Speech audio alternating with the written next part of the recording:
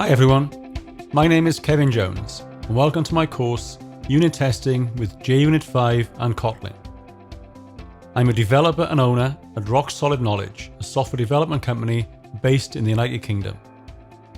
Kotlin is the hot new language on the JVM, and like code written in any language, code written in Kotlin needs to be tested and testable. JUnit 5 is the latest version of the most widely used testing framework in the Java world, and this course covers how these two fit together.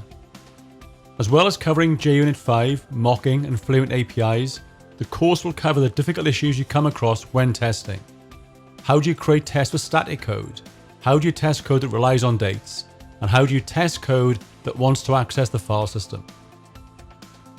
Some of the major topics we will cover include setting up and running tests with JUnit 5, creating and using mocks with mock-k, using Kluent to create Fluent APIs, wrapping the file API, and creating a date-time provider.